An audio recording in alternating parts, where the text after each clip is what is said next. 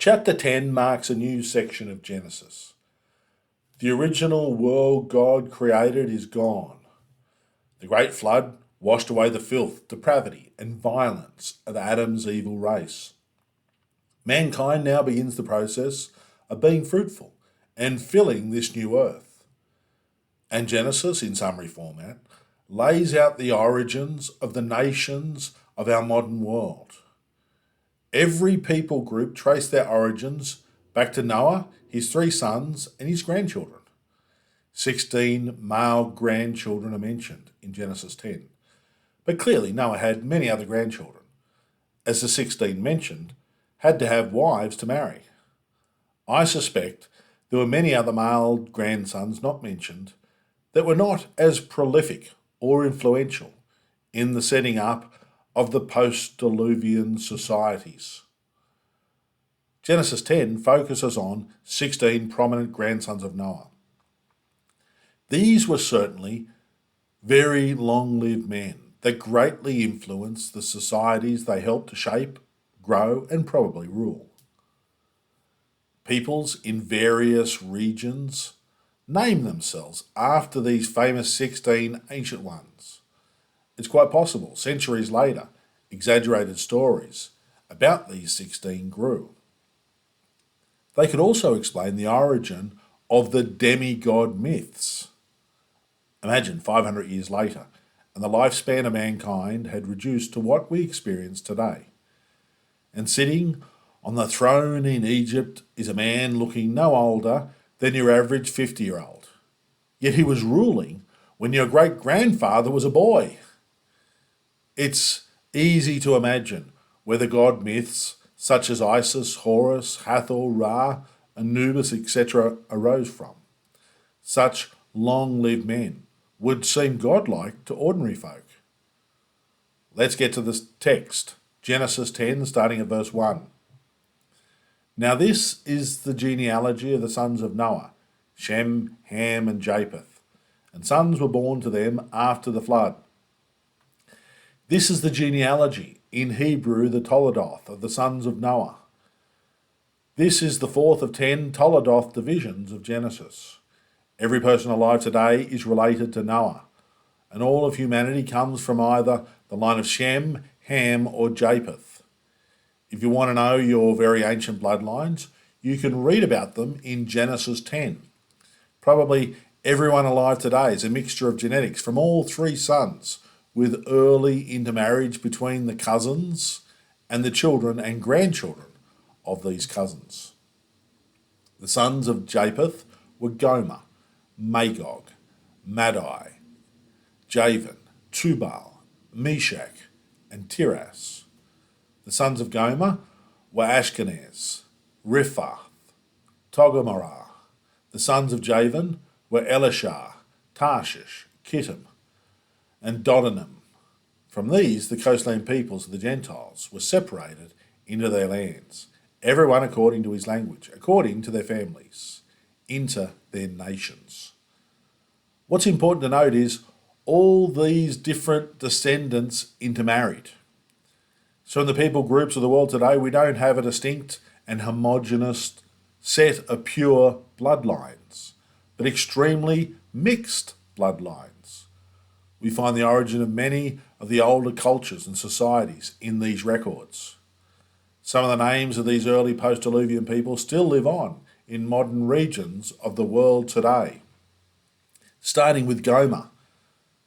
Josephus tells us the Gauls were previously called Gomerites. So Galatians in the Bible times were Gomerites. The Gauls migrated west to France, Spain, and Wales, amongst other places. France was known as Gaul for many centuries. Northwest Spain is called Galicia, even today, and the Welsh language is called Gomerag, from Gomer. Gomer's sons were Ashkenaz. We've all heard of Ashkenazi Jews. Ashkenaz is the Hebrew for Germany. Another son of Gomer was Togarmah. The country of Turkey probably derives its name from Togarmah. Magog is the second grandson mentioned. According to Ezekiel, Magog lived in the northern parts. The Greeks called them Scythians, roughly modern-day Ukraine and surrounds. Grandson 3 is Madai. The Madai people lived in modern-day Iran. They were known as the Medes, from Madai. The descendants of Madai also settled India, amongst other places. Grandson 4 is Javan, which is the Hebrew word for Greece. Javan's sons, Elishah, Tarshish, Kittim, Dodonaim, are all linked to Mediterranean areas spread out from Greece. And those names linger in local regions. For example, Tarshish is Tarsus, where the Apostle Paul was from. Kittim is the Hebrew name for Cyprus. Verse 5 tells us these descendants of Javan were the coastland peoples of the Gentiles. Tubal is the fifth grandson. They settled the region of Georgia, whose capital city is Tbilisi, from Tubal. Meshech is the sixth grandson, the origin of the modern-day city of Moscow in Russia. Moscow from Meshech. Tiras, the seventh grandson, according to Josephus, gives his name to what the Greeks call Thrace, modern-day Macedonia and Yugoslavia. Tiras was worshipped by his descendants as Thoras, or how we more commonly pronounce it, Thor, the god of thunder. The sons of Ham were Cush, Mishraim, Put, and Canaan. The sons of Cush were Seba, Havilah, Sabta, Ramah, Sabteca, and the sons of Ramah were Sheba and Dedan. The four named sons of Ham largely populated Africa. The Bible on occasion refers to Africa as the land of Ham. The eighth grandson, Cush, is the Hebrew word for Ethiopia. The ninth grandson, Mishraim, is the Hebrew word for Egypt. The 10th grandson, Put, is the Hebrew name for Libya. Canaan, the 11th grandson, is a name very familiar to Bible readers. He settled what would become the promised land of Israel. Seba was the ancient capital of Ethiopia, and these other Hamite descendants being linked with African and Arabian regions. Cush begot Nimrod. He began to be a mighty one on the earth. He was a mighty hunter before the Lord. Therefore it is said, like Nimrod, the mighty hunter before the Lord. And the beginning of his kingdom was Babel, Erech, Akkad, and Calneh in the land of Shinar. From that land he went to Assyria and built Nineveh, Rehoboth, Ir, Calah, and Resen, between Nineveh and Calah, that is, the principal city. Nimrod was a great-grandson of Noah, and most prominent of Ham's offspring. And Moses pays additional attention to him because of the incredible impact he had on all his brethren and the setting up of the nations. 3 times his might is referenced in this short account. He began to be a mighty one on the earth, a mighty hunter before the Lord. Some commentators have suggested he was more than just a hunter of animals, but he was a hunter of men, a ruler, a conqueror. He set up a powerful kingdom. He ruled at Babel, the place of rebellion against God. Numerous legends have him as the commissioner of the Tower of Babel. Likely after the fall of Babel, due to divine intervention, he went on to rule and establish cities across Mesopotamia, Shinar, and Assyria. He even established the great city of Nineveh. And Hebrew tradition link him to hostile interactions with Terah and Abraham. Mizraim begot Ludum, Anamim, Lehabim, Nephtuhim, Pathrusim and Casluhim, from whom came the Philistines, and Caphtorim. There's some tongue twisters for you. The people group to catch my attention in these two verses are the Casluhim, from whom came the Philistines, the best known and most infamous of Israel's ancient enemies. So we learn from this record the Philistines are of Egyptian, Mizraim origins. Not surprising, considering the Philistine location between Egypt and Canaan. Many ancient historians suggest the Philistine people migrated to their coastal lands at a similar time Israel took the land of Canaan. But this does not line up with biblical records. We read about Abraham interacting with the Philistines centuries before the nation of Israel existed. Canaan begot Sidon, his firstborn, and Heth, the Jebusite, the Amorite, the Girgashite, the Hivite, the Archite, the Sinite, the Arvadite, the Zemarite, and the Hamathite. Afterward, the families of the Canaanites were dispersed, and the border of the Canaanites was from Sidon as you go toward Gerar as far as Gaza. Then as you go towards Sodom, Gomorrah, Admah, and Zeboim as far as Lasha. These were the sons of Ham, according to their families, according to their languages, in their lands, and in their nations. Many of these Canaanite names are familiar to Bible readers. Sidon, the powerful coastal city-state now in Lebanon, north of Israel, named after the great-grandson of Noah. Heth, the patriarch of the mighty Hittite Empire. Jebusites, the inhabitants of Jerusalem. The Amorite and Girgashite and Hivites, all often mentioned as Canaanites conquered by Israel. There are good speculations the Sinites mentioned in verse 17 went on and went east to populate modern-day China, amongst other places. Chinese in Latin is Sinai. In Greek, it's Sinai. In Arabic, it's Sin. So you can see the likely connection with Sinite and modern China. Verse 21, and children were born also to Shem, the father of all the children of Eber, the brother of Japheth, the elder.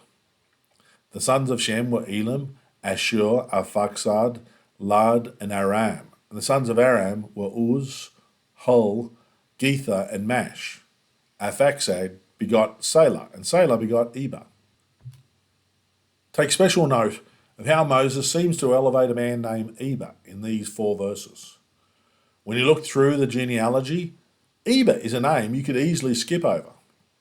But Moses adds a peculiar, yet subtle, prominence to this name in this place. Eber is the name from which we derive Hebrew from. Shem is the father of the Hebrew people, and we understand why Moses emphasizes the children of this man. This was Moses' heritage. Hebrew people, literally people from the other side of the water. And the Semites, the descendants of Shem, passed through the Red Sea and Jordan River waters supernaturally. Hebrews from the other side of the water, under the leadership of Yahweh, to claim the land of Canaan as their eternal inheritance, a land promised to Abraham. Verse 21 also confirms Japheth as the eldest of Noah's 3 sons. We've already learned that Ham was the youngest, so their order of birth was Japheth, Shem, and Ham.